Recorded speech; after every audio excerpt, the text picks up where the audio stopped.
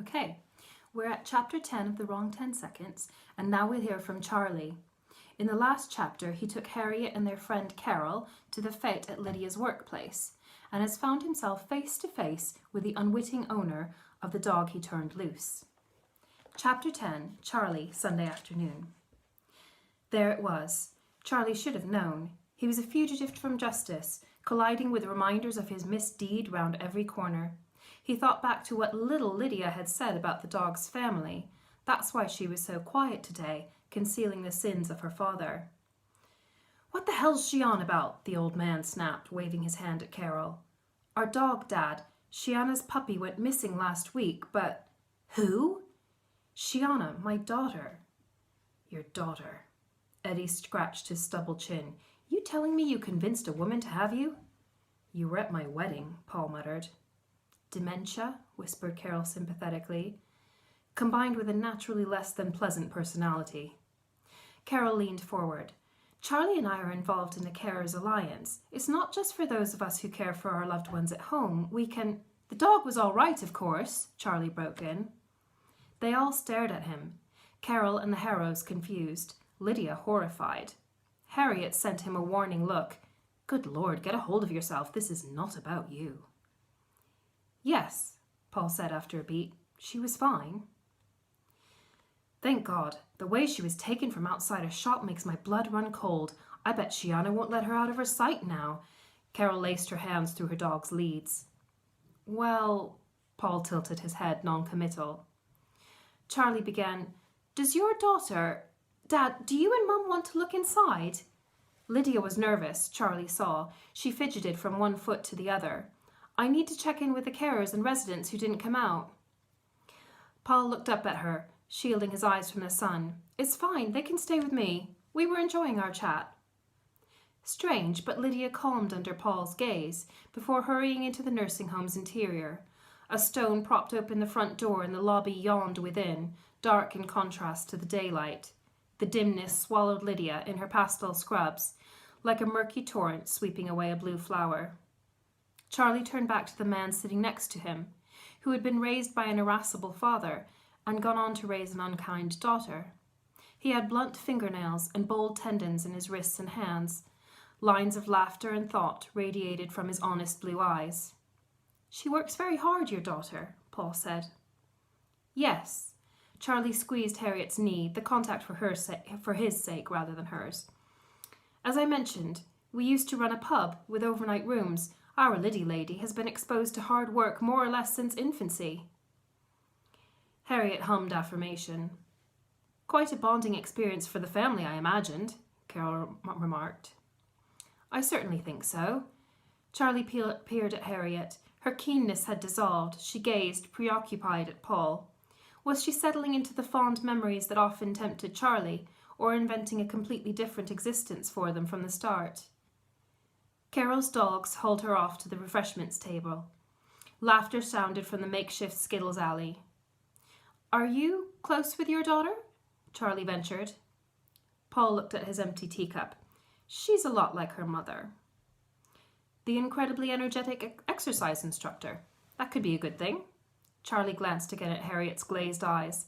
"I love seeing my wife reflected in our children." "I'm sure you do." Eddie nodded off, grumbling even in his sleep. Charlie adjusted Harriet's chair to avoid excessive sunlight.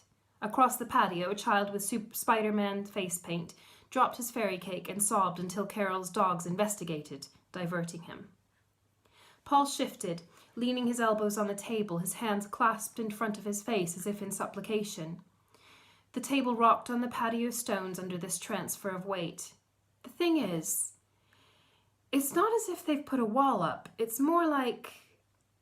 Charlie waited, stunned that this man should bare his soul to him, the lowly shop worker his daughter had called a pedo.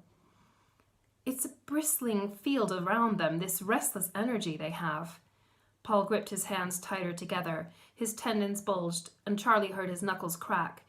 "They're constantly spinning like tornadoes, and the force of it, I can't get near."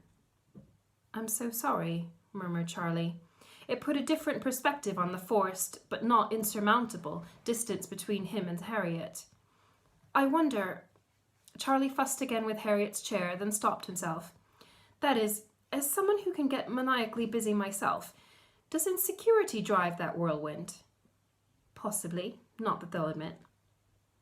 The old man snorted himself awake and pounded the arm of his chair. What are you doing, you lazy boy? I was enjoying the conversation with Mr. Swenson. What's that to me? Pull your finger out. Get me off this bloody chair. The son obeyed, labouring to his feet. It was an honour speaking to you, Mr. and Mrs. Swenson. Oh, the pleasure was ours, Charlie replied, surprised at the truth of these words. He nudged Harriet's shoulder. It's been an interesting chat, hasn't it? She raised her eyebrows, reminding him not to make too big a deal of things, then nodded a goodbye for Paul. Say hi to Deb. Carol bounded back to shake Paul's hand. And keep up the investigation for the dog thief. We can't be sure our little fur families are safe until they catch this monster. Charlie knotted his chapped hands together under the table. He must have done a terrible thing to cause such fear, but the melodramatic publicity campaign following his hasty act was surely at least as responsible for all the upset. The flimsy patio chair clattered as Charlie stumbled to his feet. I've been thinking, Carol. He redirected her dog's nose away from his trousers. Did you see the little boy with the painted face earlier? Are you doing anything like that for the carers' fete? We should have a superhero theme. There's so much heroism in carers and the people they support. You could encourage fancy dress, have a parade. We'd all get a kick from watching that, right, Harriet? She blinked at him, reflecting his babbling panic with stilled dismay. Carol tugged her dog's leads. Those are great ideas, but maybe next year? How about cake decorating? You won't have to do anything for that. I'll just bring lots of little fairy cakes and frosting in a few different colours and various sweets. Charlie, her eyes shone in her tanned face, the point of our fete is completely different from this one. We're not trying to sell our services or even really promote the group. If we make a profit and reach more people who need us, great, but the purpose is to have fun. Of course, Charlie hastened, and just bring yourself and whatever refreshments are easy for you. I know your contribution will be first class. Carol nodded to Harriet. Rein him in if he gets a bit manic. Ah, Harriet used to be good at that. A gentle touch or a quick, blunt word. She'd always known which was necessary, and Charlie couldn't stop himself without her help. Once, when the kids were in junior school, Charlie got it into his head that the Transatlantic could cater an entire 3-day retreat for Celia's Methodist charity at a low rate.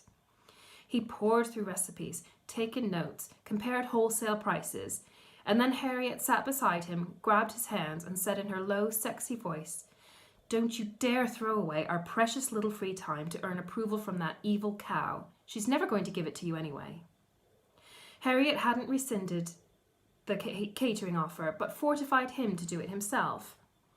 She'd managed to be his shelter while still making everything feel like a quest. And look at his powerhouse of a wife now. Carol pivoted away. I'd best head home and see how Richard's doing. You're all right getting back in the van? Absolutely, we're experts. Charlie waved to Carol as she bundled her dogs into her SUV. Near the car park, a woman in a fashionable hat fiddled with her car keys, while a middle-aged man, quite younger than the others here, tried to shout at her from his wheelchair. He seemed unable to articulate the words. His head was bent as though he would charge into her if he could get up. The woman raised her voice over him. Well, if you're going to be like that, so unreasonable, why would I want to stay? Charlie angled Harriet's chair away from the scene. Should we have a go at Skittles? Or perhaps see what Lydia's up to inside? But he couldn't keep the tremor from his voice, and he couldn't possibly take his wife through that dark door. I'll show you around if you like. The nursing home owner's scarlet face loomed before Charlie. Been enjoying our celebrations? Yes, thank you. Charlie tightened his grip on the wheelchair handles. The foam around them was scuffed, scratching his already chapped hands. The man leaned down to beam his salesman's smile at Harriet. That's a fine set of wheels, madam. Huh. Harriet looked alarmed, but not enough to obscure her hostility. Would you like to come in? Or if you're tired, we can arrange a tour for another day. We have a couple of rooms free at the moment, although I advise acting quickly. Charlie gaped. We're not here as customers, sir. We're just visiting, making friends. The man's smile was invincible. Lovely, and this is just the place for it. We do offer short-term respite. Our manager Kathleen can talk you through some excellent packages. Why would I want respite from my wife? Charlie swiveled the chair again, hoping Harriet would retreat into her haze and not hear this. With all due respect, you don't know our situation. We're going to go. As he walked Harriet to the van, Charlie provided commentary on the overeager hosta and the bowing crocosmia lining the path. A bounteous inner spring enabled him to babble through every miserable situation, but Harriet didn't always appreciate this gift. He kept his eyes on the controls when he loaded her into the van, sending her up the ramp like a product on a conveyor belt. They'd known each other for 33 years. If he looked into her eyes right now, she would try to tell him he did need a break, from turning her in the middle of the night, from arranging carer cover, from washing wet sheets and operating hoists. She'd be trying to fortify him, and he didn't want that kind of strength. That's the end of chapter 10. I'll post chapter 11 hopefully tomorrow. Thanks.